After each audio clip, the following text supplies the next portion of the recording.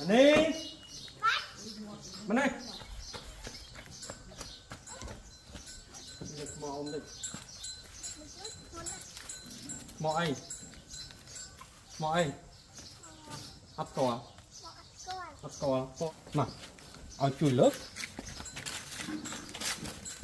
đang thân này ấp nào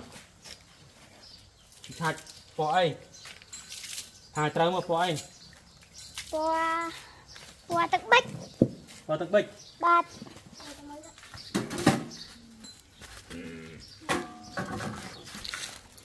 34 kg ok lại tỏ tới cái lái cắt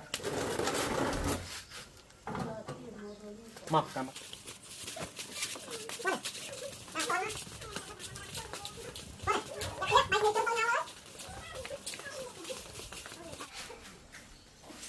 nguồn này mát 30 kg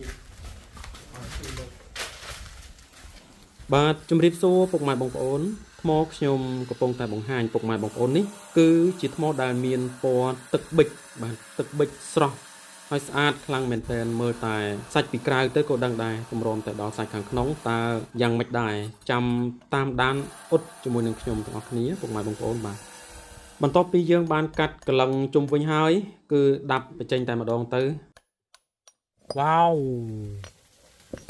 បាទស្អាតណាស់ពុកម៉ែបងប្អូនហើយសាច់ពីក្នុងគឺខៀវទឹកប៊ិចតែម្ដងស្អាតណាស់ខ្ញុំជម្រាបអំពីប្រវត្តិដំណើរ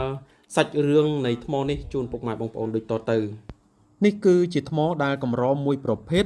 ដែលប្រទេសទាំងអស់នៅលើពិភពលោកគឺមានតែ6ប្រទេសតែប៉ុណ្ណោះដែលមានសាច់ថ្មដែលខ្ញុំបង្ហាញជាក់ស្ដែងជូនពុកម៉ែបងប្អូនឲ្យបានឃើញពណ៌ខៀវទឹកប៊ិចយ៉ាងស្រស់ស្អាតនេះ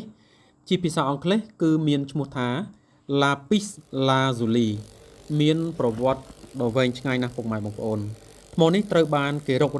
ឃើញវានៅតាមជម្រាលភ្នំនៃប្រទេសអាហ្វហ្គានីស្ថានតាំងពីជាង 6000 ឆ្នាំមុនមកម្លេះហើយថ្មនេះត្រូវបានគេឲ្យតម្លៃយ៉ាងខ្លាំងពីសំណាក់អរិយធម៌បុរាណចាប់ពីអេស៊ីបបុរាណដល់រ៉ូមនិងរហូតដល់សម័យកាលរេនេសង់ក្រៅពីប្រើប្រាស់ធ្វើជាគ្រឿងអលង្ការគេក៏កិនវាដើម្បីយកម្សៅខៀវដ៏កម្រសម្រាប់លាបពណ៌នៅក្នុងគំនូរដ៏មានតម្លៃផងដែរហើយក៏អាចរកឃើញនៅប្រទេសរុស្ស៊ីឈីលីក៏មានតិចតួចនៅប្រទេសប៉ាគីស្ថានអាមេរិកនិងកាណាដាផងដែរហើយផ្អែកទៅលើជំនឿតគ្នាគេយល់ថាថ្ម Lapis Lazuli នេះជួយនាំមកនៅប្រាជ្ញាឆ្លៀសវៃការគិតការយល់ដឹងជ្រៅជ្រះនិងការគិតវិជ្ជមានប្រកបដោយសន្តិភាពមនុស្សមួយចំនួនក៏ជឿថាថ្មនេះ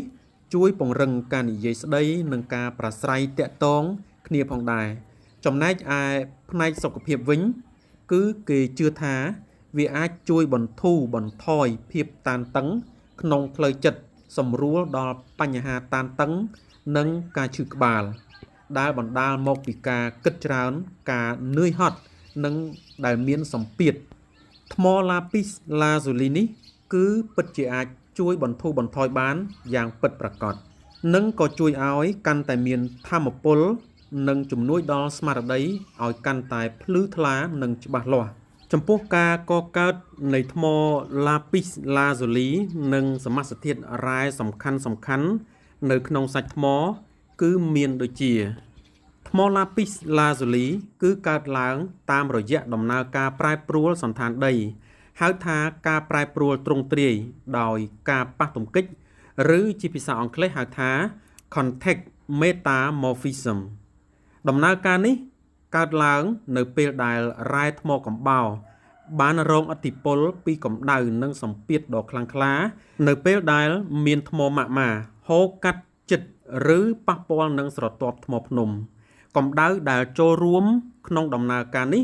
អាចមានកម្រិតខ្ពស់ណាស់ជួនកាលអាចឡើងដល់រាប់រយអង្សាសេដែលធ្វើឲ្យសារធាតុរ៉ែចាស់រលាយនិងមានការរៀបចំរចនាសម្ព័ន្ធគ្រីស្តាល់ឡើងវិញបង្កើតជារ៉ែថ្មីដូចជា lazerite ផ្ដល់ពណ៌ខៀវនិងសារធាតុរ៉ែផ្សេងទៀតដូចជា calcite ផ្ដល់ពណ៌សឆ្នោតនិង pyrite ជារ៉ែផ្ដល់ពណ៌មាសបាទអ្វីដែលខ្ញុំបានរៀបរាប់ជូនទៅកាន់ពុកម៉ែបងប្អូនទាំងអស់នេះគឺជាការសិក្សាស្រាវជ្រាវនៅក្នុងអ៊ីនធឺណិតដែលមានឯកសារផ្សេងពីបរទេសមកខ្ញុំក៏បានយកមកចងក្រងនិងបកស្រាយសម្រាយជូនទៅកាន់ពុកម៉ែបងប្អូនទាំងអស់គ្នាឲ្យបានជ្រាបច្បាស់អំពីថ្ម lapis lazuli នេះអញ្ចឹងបន្ទាប់ពីពុកម៉ែបងប្អូនបានស្ដាប់ចប់ហើយខ្ញុំជឿជាក់ថាពុកម៉ែបងប្អូនបានយល់ជ្រួតជ្រាបច្បាស់ហើយបើសិនជាពុកម៉ែបងប្អូនមាននិស្ស័យស្រឡាញ់ទៅលើថ្ម lapis lazuli ដែលមានពណ៌ខៀវប៊ិចយ៉ាងស្រស់ស្អាតនេះគឺអាចកម្មង់បានពុកម៉ែបងប្អូនកម្មង់ជាអង្កាំជាចិញ្ចៀនឬក៏ជាម៉ូដណាមួយដែលពុកម៉ែបងប្អូនស្រឡាញ់គឺអាចកម្មង់បានអរគុណច្រើន